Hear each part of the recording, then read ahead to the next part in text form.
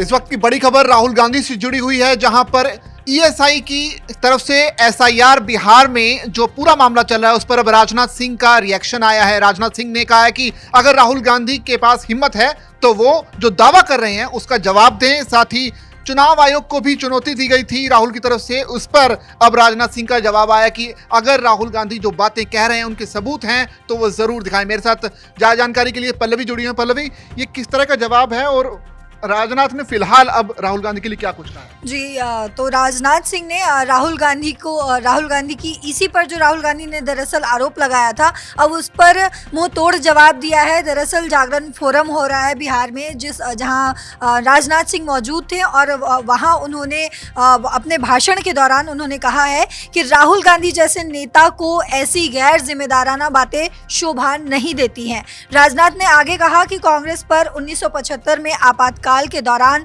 संविधान की हत्या करने का भी आरोप लग चुका है और अब राहुल चुनाव आयोग जैसे संवैधानिक संस्थान पर सवाल उठा रहे हैं।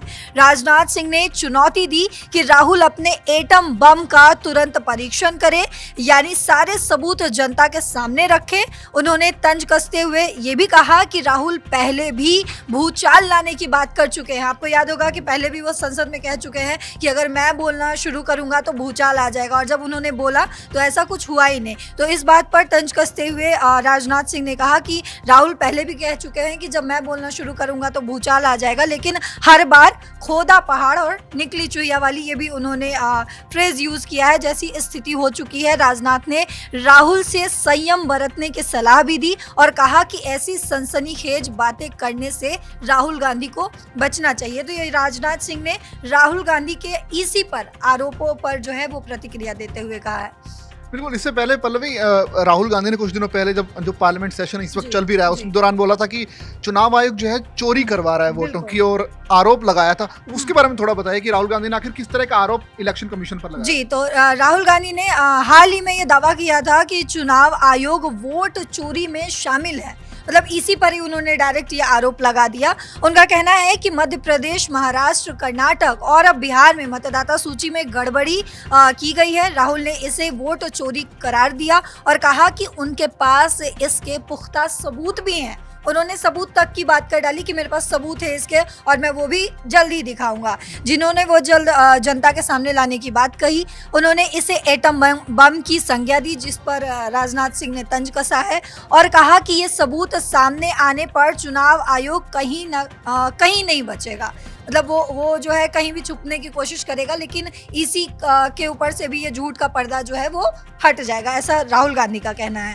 राहुल का दावा है कि ये गड़बड़ी भारतीय जनता पार्टी यानी कि बीजेपी को फायदा पहुंचाने के लिए की जा रही है। बिहार में चल रही विशेष मतदाता सूची जांच यानी एसआईआर को लेकर भी उन्होंने आयोग पर निशाना साधा था। तो ये पूरी बात उन्होंने मीडिया कर्मियों से बात करते हुए ही कहा था। जी, अब जबकि बिहार एसआईआर का जो पूरी जो प्रक्रिया थी चुनाव आयोग की तरफ से पूरी कर ली गई है, ड्राफ्ट जो है वोटर लिस्ट का जारी कर दिया गया है, जिसके मुताबिक करीब 65 लाख ऐसे मतदाता हैं जिनके नाम वोटर लिस्ट से गायब हैं, जो निश्चित तौर पर आने वाले विधानसभा चुनाव में एक बड़ा अंतर पैदा कर सकते हैं।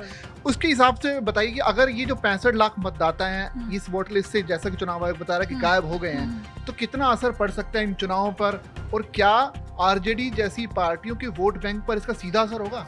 ऐसा माना जा रहा है कि अभी तक कह रहे, ऑब्वियस सी बात है कि विपक्ष तो ये कहेगी कि इसका बहुत सीधा असर जो है वो पड़ सकता है, लेकिन माना यही जा रहा है कि जो लोग या तो जो राज्य है वो छोड़कर चले गए किसी वजह से, या फिर जिनकी मृत्यु हो चुकी है उनके नाम हटाए जा रहे हैं, तो वो मतलब ऐसा बोला जा रहा है कि इससे कोई बहुत बड़ा असर नहीं पड़ने वाला है। लेकिन आने वाले समय में ही ये पता चलेगा कि मतलब जब पूरी तरीके से जांच प्रक्रिया खत्म हो जाएगी, जांच हो जाएगी, तब समझ में आएगा कि इसका क्या कुछ असर पड़ सकता है।